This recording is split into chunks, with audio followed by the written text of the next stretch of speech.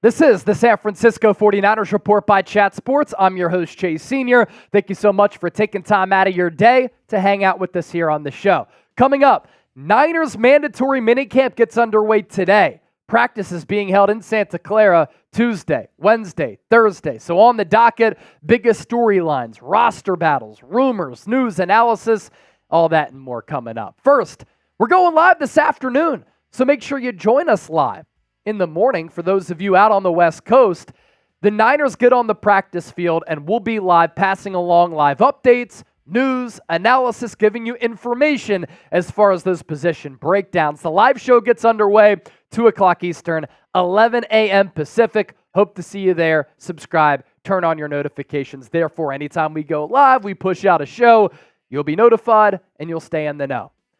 Obviously, the big looming storyline for San Francisco going into mandatory minicamp, all players expected to be in attendance, or at least they're expected to be there. Will Brandon Aiyuk and Christian McCaffrey show up? As we know, one of the bigger storylines across the entire National Football League this offseason, Aiyuk looking for a contract extension, and the price tag continues to rise as the wide receiver market continues to explode. We have seen a handful of wide receivers get the bag, large sums of money being handed out by different organizations across the sport. When is it going to happen with Aiyuk?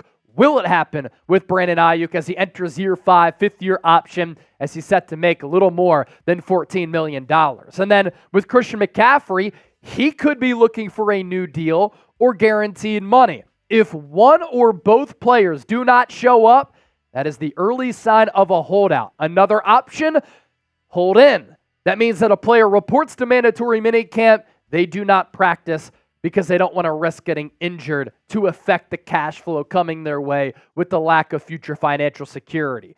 If Aiyuk does not report, what is the wide receiver rotation going to be? Deebo Samuel, Jawan Jennings as 2 of the starters, Deebo on the outside, Jennings on the inside. Who's going to be that third? Does Jennings get reps on the outside? Who moves into the slot? And will Ricky Pearsall, 31st overall pick in the 2024 NFL Draft, get those first-team reps in place of Aiyuk? If so, it'd be a bummer if Aiyuk can't be on the field. You want to work on that continuity as early as you can to get primed and ready for the NFL season. But this will be great experience for the rookie to learn the speed, the nuances, the physicality of the NFL, and to continue to learn Kyle Shanahan's very difficult to master playbook. As part of that, where will the 4th-round pick out of Arizona, Jacob Cowing, factor in? What I think the Niners should do, Deebo, Jennings, Pearsall, those are your starting wide receivers if Aiyuk is not on the practice field. And if Christian McCaffrey does not report, a similar question. What does the running back rotation look like? Because Elijah Mitchell, Isaac Guerendo, Cody Schrader, Jordan Mason, Patrick Taylor, I think they're all capable running backs. I think all respectively, they have their own talent levels and strengths. Elijah Mitchell, we've seen him produce. Can he get back to being that player that we saw during his rookie year after suffering a bunch of injuries? Isaac Guerendo, 6'2", 6'3", 230 pounds. He ran a 4.3 40-yard dash. Does that translate to the NFL level? Cody Schrader didn't test well, but he's a grinder. Keeps the feet moving. People love how he practices and the habits that he has on the practice field because he loves ball and always practices at 110 miles per hour. And he led the SEC in rushing last year. The UDFA, story's been buzzing around him about him trying to crack this roster. Jordan Mason, we know the physicality that he has. Can he earn the coaching staff's trust? And then Patrick Taylor comes over from Green Bay. He can contribute on special teams, which could go a long way in him making the 53-man roster. What does the offensive line look like? The left side, when everybody's there and practicing and playing? Trent Williams at left tackle, Aaron Banks at left guard. Jake Brendel, the center, has been dealing with knee tendonitis. Is he going to come back after missing OTAs? If not, will it be John Feliciano continuing to get starts at center? At right guard, who starts there? Spencer Burford, Dominic Pooney. Chris Forster, Niners offensive line coach, said that Burford has all the talent in the world. It's about being consistent. Missed the assignment on that 3rd down toward the goal line in the Super Bowl. Chris Jones ran free at Brock Purdy. But on that trick play from Purdy to Jennings to McCaffrey, Burford had an excellent block. That play does not happen if Burford doesn't make that play. Dominic Pooney has a lot of potential as a third-round pick. Can he actually start as a rookie? And then at right tackle, I still think it's going to be Colton McKivitz. I don't think Chris Hubbard is going to be able to beat him out. The backup tight end spot behind George Kittle, is it still going to be a competition? The Niners on Monday night signing Logan Thomas, according to Mike Garafolo. That's a player who had a lot of catches last year, almost 60 grabs, almost 500 yards, a former converted quarterback, really good athlete at 6'6", 250, very capable weapon in this offense if he could stay healthy behind George Kittle. Mason Pline, the former basketball player from Furman, he has a lot of potential. Kamla too, roster spot getting hot. Brain Willis can play special teams. And then Eric Saubert, I think he's cooked. I'm also very fascinated about this. Are we going to see a new offensive philosophy from head coach Kyle Shanahan? Will we see a shift in his offense? You drafted Ricky Pearsall round 1, Jacob Cowing round 4. You have one of the most deep wide receiver rooms in the entire NFL. You have a wide receiver room that offers a bunch of different diversity and skill sets and versatility. Do you plan on spreading it out more with more 4 wide receiver sets? And do we see the early makings of that? Now with Logan Thomas, do we see more 12 personnel with George Kittle and Logan Thomas on the field? Of course, Kittle might not partake in mandatory minicamp because he's coming back from that core muscle surgery. As for Brock Purdy, can he continue his ascent? Year 1 was excellent in replacing Jimmy Garoppolo. Made adjustments in the playoff games after struggling. Won those 2 playoff games, knocked out early against the Eagles. Year 2 comes back earlier than anybody anticipated, top 5 in MVP voting. Top 5, top 10 in almost every major statistical category. Can he continue his rise among all quarterbacks at the NFL level? I think he has it within him. I know he's a limited athlete, limited arm strength, but he makes up for it with some of the big boy quarterback attributes. Timing, accuracy, precision, leading receivers, making plays improvisationally with his legs, which he doesn't get credit for. Coming through in the clutch, cool, calm, and collected nature. I think that Brock Purdy can duplicate the success this upcoming season. If you're pumped up for Niners minicamp, we're talking some Niners football here. I want you to hit that thumbs up icon and like the video right now. Father's Day is coming up. If you want to get your dad something nice, and if your dad loves the 49ers, this gift is perfect. Number 1 dad on the back, Niners logo on the front, on sale, limited time only right now, just $26, chatsports.com/49dad. Link is down below in the comment section and in the description of this video.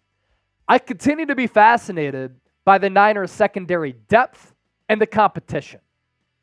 Deommodore Lenoir, Charvarius Ward. They are your top 2 corners. There's no doubt about that. But how do things shake out after that? Renardo Green taken in the 2nd round. The Niners said, we're going to start him off inside, slot nickel. So does that mean Deommodore Lenoir is going to be on the outside? You would imagine, so that Ward and Lenoir, your outside corners. But then who plays in the slot?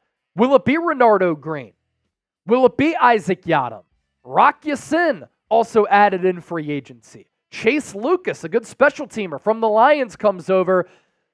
Can he get snaps out of the slot?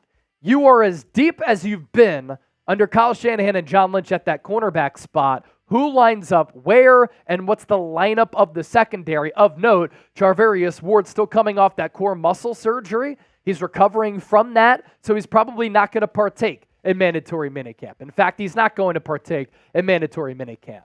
So who are going to be the starting corners on the outside and on the inside for San Francisco? As for the defensive line, the makeover here has been drastic. Chase Young, out. Eric Armstead, staple of this organization, team captain, out. Leonard Floyd, in. 4 straight years of 9+ sacks. Malik Collins takes over for Eric Armstead. Can Javon Hargrave be in better shape? Jordan Elliott, brought in as a backup. Kevin Givens, Kalia Davis. You have great opportunities as backups. Evan Anderson, A rookie out of FAU. Niners really like him. They gave him nearly $300,000. That's practice squad money for a UDFA. Can he impress and earn a roster spot on the 53? The defensive line makeover, it's been drastic. The Niners tried to get more physical. They tried to beef up to become better against the run. What does that defensive line look like, and can it help out Nick Bosa? Nick Bosa, speaking of him, also has a legit productive edge opposite of him in Leonard Floyd. People are going to love how he plays. The bend, the speed, the twitch, the fast, first step, consistent effort as compared to Chase Young. Most importantly, the production, the 4 straight years of 9+ sacks. And with this defense, do we see schematic changes, schematic differences, alterations from Nick Sorensen?